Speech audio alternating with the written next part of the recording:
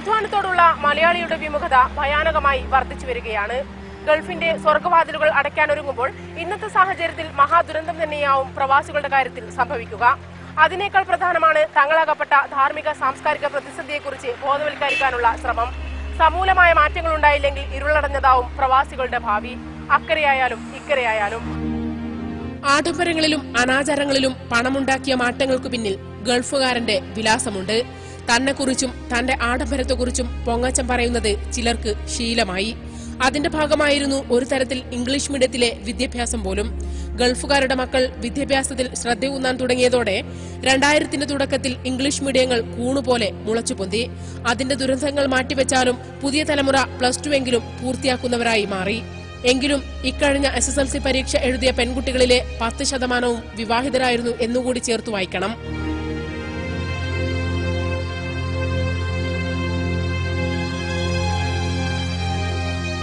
വിവാഹിതരായ ലക്ഷക്കണക്കിന് സ്ത്രീകൾ വിധവകളെപ്പോൾ ജീവിച്ചു തീർക്കുന്നതും കാണാതെ പോകാൻ പറ്റില്ല.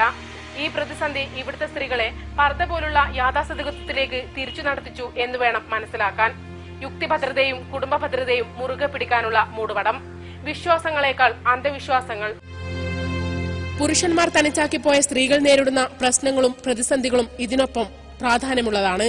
കഴിഞ്ഞ കുറെ കൊല്ലത്തെ ചരിത്രമെടുത്താൽ കുടുംബ ഭദ്രതയ്ക്ക് കോട്ടം തട്ടാതിരിക്കാൻ വിശ്വാസം കൊണ്ട് പ്രതിരോധം തീർക്കാനുള്ള ശ്രമമാണ് സ്ത്രീകൾ നടത്തുന്നത്. കാരണം ഗൾഫുകാരന്റെ ഭാര്യയ്ക്ക് മേൽ സമൂഹത്തിലെ പ്രായഭേദമന്യേ 1000 തുറിച്ച കണ്ണുകൾ പിന്തുടരുന്നത് തന്നെ. അത്തരമൊരു സാഹചര്യത്തിൽ യാഥാസ്ഥിതികത വഴിമാറുകയാണ് വേണ്ടിയിരുന്നത്. പക്ഷേ സംഭവിച്ചത് നേരെ മറിച്ചാണ്.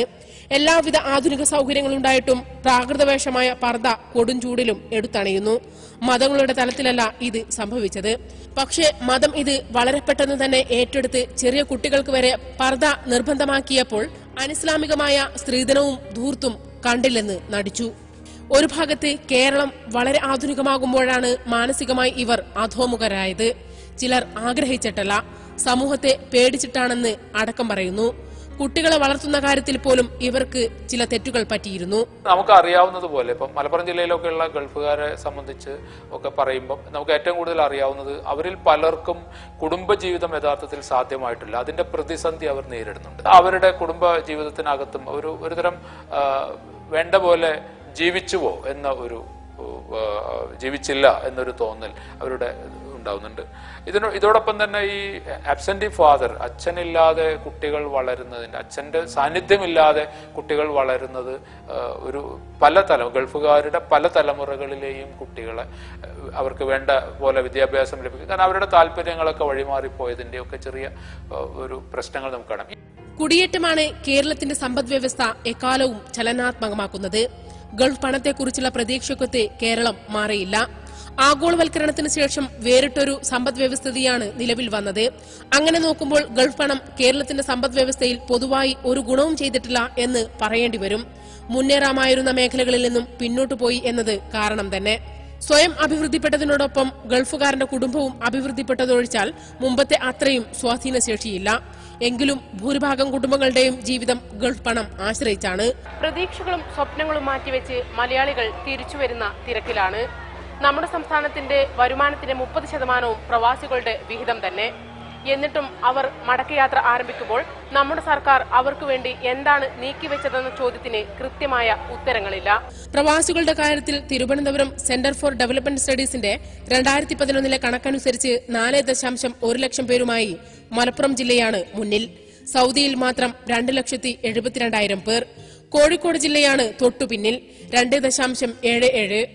തിരുവനന്തപുരം 2.71, തൃശൂർ 2.65 ലക്ഷം വീതം പ്രവാസികളുണ്ട്. കോഴിക്കോട്, കണ്ണൂർ, കാസർഗോഡ് ജില്ലകളിൽ ഓരോ 100 വീട്ടിലും 50ലേറെ പ്രവാസികളുണ്ട്. മലപ്പുറം ജില്ലയിൽ ഇത് 69.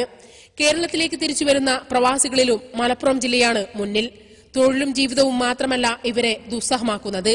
ഫ്രീ വിസക്കാരാണ് ഏറ്റവും കൂടുതൽ ചൂഷണത്തിനിരയാകുന്നവർ. തൊഴിൽ കരാർ ഒപ്പുവെക്കാതെ ജോലിയിൽ പ്രവേശിച്ചവർക്ക് തൊഴിൽദായകന്റെ കരാർ ലംഘനം മൂലം ഭീമമായ നഷ്ടം നേരിടുന്നു. മുൻ നിശ്ചയിച്ച ശമ്പളത്തിലെ കുറവ്, താമസ സൗകര്യ നിഷേധം, പാസ്പോർട്ടും രേഖകളും പിടിച്ചുവെക്കൽ, അലവൻസുകൾ നൽകാതിരിക്കൽ തുടങ്ങി കള്ളക്കേസുകൾ വരെ നേരിട്ട് ജയിലിൽ കഴിയുന്നവർ വേറെയും. പല പ്രവാസികളും ജീവിതത്തിന്റെ കൗമാരവും യൗവനവും മുഴുവൻ അടിമജോലി ചെയ്തുകൊണ്ടേയിരിക്കുന്നു. ഈ അടുത്ത കാലത്താണ് ഗൾഫുകാരുടെ മക്കൾ തന്നെ ഇത്തരത്തിൽ തങ്ങളുടെ തൊട്ട് മുമ്പുള്ള തലമുറ പോലെ പോരെന്നും കൂടുതൽ വിദ്യാഭ്യാസം വേണമെന്നും അങ്ങനെ പ്രൊഫഷണലുകളാകണമെന്നും ആഗ്രഹിക്കുന്ന ഒരു അവസ്ഥ വന്നത്. പ്രവാസം എന്ന് പറയുന്നതിന്റെ അടിസ്ഥാനം തന്നെ കാത്തിരിപ്പാണ്. അതൊരു ഒരു തരത്തിൽ എല്ലാ തരത്തിലുമുള്ള കാത്തിരിപ്പുകളുടെ ഒരു ആകത്തുകയാണ് പ്രവാസം. ഇപ്പം ഗൾഫിൽ കഴിയുന്ന ആളെ അയാളുടെ കുടുംബം തിരിച്ചു വരുന്നതായിട്ട് അവർ കാത്തിരിക്കുന്നു. ഇയാൾ തിരിച്ചു വരാൻ വേണ്ടി കാത്തിരിക്കുന്നു. അയാളും ഒരു അവധിക്കാലത്തിന് വേണ്ടി കാത്തിരിക്കുന്നു. അങ്ങനെ ഈ കാത്തിരിപ്പുകളുടെ വേദനയാണ് ഈ പ്രവാസം. ആ വേദന അല്ലെങ്കിൽ ആ ദുഃഖം, ആ നഷ്ടം, ആ ഖേദം, ജീവിതത്തിന്റെ ഖേദം, അത് നമുക്ക് ഈ ഗൾഫുകാരുടെ ജീവിതത്തിന്റെ പല ലെവലിലും നമുക്ക് കാണാൻ കഴിയും. ഗൾഫ് വരുമാനം ഏറെ ആഘോഷിക്കുകയും ആസ്വദിക്കുകയും ചെയ്ത നാടാണ് മലപ്പുറം. പഠിച്ചിട്ടോ പണമുണ്ടായിട്ടോ അല്ല, എങ്ങനെയെങ്കിലും കടം വാങ്ങി അക്കരെ എത്തിയാൽ പണിയായി, പണമായി. അവിദഗ്ധർക്ക് പോലും സൗദിയിൽ തൊഴിലുണ്ടെന്ന വസ്തുത അവനെ ഇന്നും വിളിച്ചുകൊണ്ടേയിരിക്കുന്നു. സ്പെഷ്യൽ കറസ്പോണ്ടന്റിന്റെ ഈ ലക്കം ഇവിടെ സമാപിക്കുന്നു. നന്ദി, നമസ്കാരം.